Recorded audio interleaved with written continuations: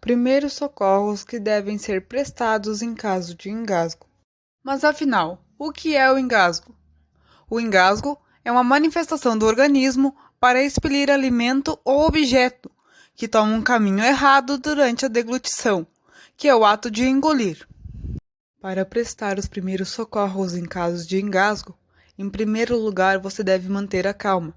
Em seguida, observe os sinais de engasgo no paciente, que são dificuldade respiratória, tosse silenciosa, presença de cianose e a perda da consciência quando a obstrução persistir. O engasgo é considerado uma emergência e, em casos graves, pode levar a pessoa à morte por asfixia ou deixá-la inconsciente por um tempo.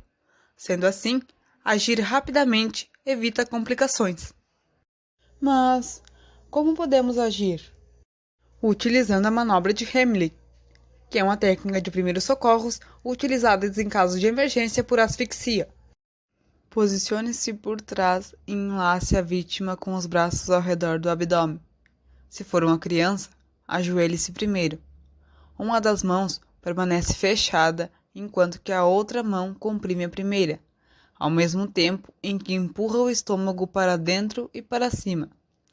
Faça movimentos de compressão até que a vítima elimine o corpo estranho.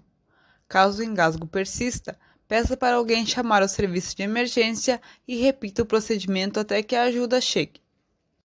Se o paciente for ainda um bebê, proceda da seguinte forma. Coloque o bebê de bruço deitado sobre o seu antebraço. O antebraço deve estar apoiado em sua perna ou outra superfície firme. A cabeça do bebê deve estar mais baixa que o corpo. Deste modo, a gravidade ajudará na desobstrução das vias aéreas. Com a mesma mão, use os dedos médio e indicador para manter a boca do bebê aberta, enquanto que com a outra, você dá 5 tapas entre as escápulas, no meio das costas. Vire o bebê de barriga para cima e efetue mais 5 compressões sobre o externo, osso que divide o peito ao meio na altura da linha intermamilar. Mas se o paciente não responde a essas manobras, o que pode ser feito? Nesse caso, você deve pedir ajuda. Peça para alguém próximo acionar o serviço de emergência, ligando 192 para o SAMU ou 193 para os bombeiros. Enquanto a ajuda não chega, você deve verificar o pulso da vítima. Esse procedimento deve durar entre 5 a 10 segundos. Em crianças menor que 2 anos, verifica-se o pulso braquial.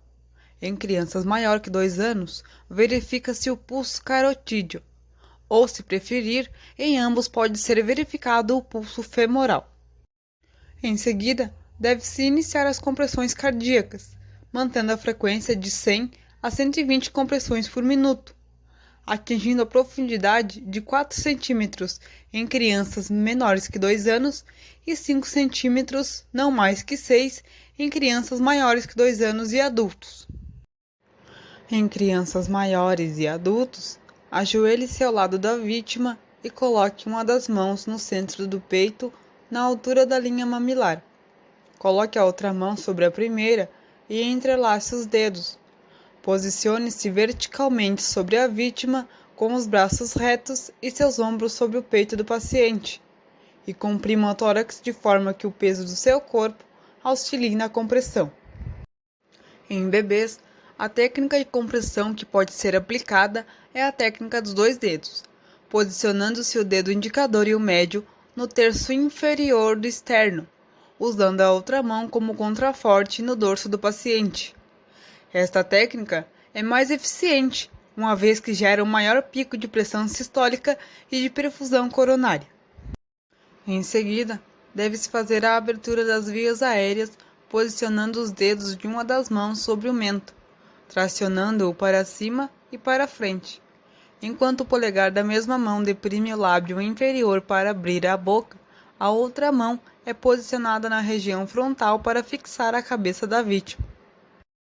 Em bebês, é indicada a colocação de uma pequena toalha sobre os ombros da vítima para manter as vias aéreas abertas devido à relação da cabeça da criança com o tórax. O atendimento é seguido de 2 ventilações. Fazemos ventilações apenas em crianças ou pessoas que conhecemos. Fica a seu critério decidir se coloca ou não a boca na boca de outra pessoa, seja ela conhecida ou não. Lembrando que a ventilação é a porta de entrada de bactérias nas suas vias aéreas ou na do paciente. O atendimento contempla a ventilação. Desta forma, uma ventilação efetiva deve ter a duração de 1 segundo e força suficiente para elevar o tórax da vítima. Para realizar a ventilação em um bebê, você deverá envolver a boca e o nariz do bebê com a sua boca, soprando 2 vezes sequenciada de 1 segundo cada uma. Você deve perceber a elevação do tórax da criança. Isso significa que a sua ventilação foi efetiva.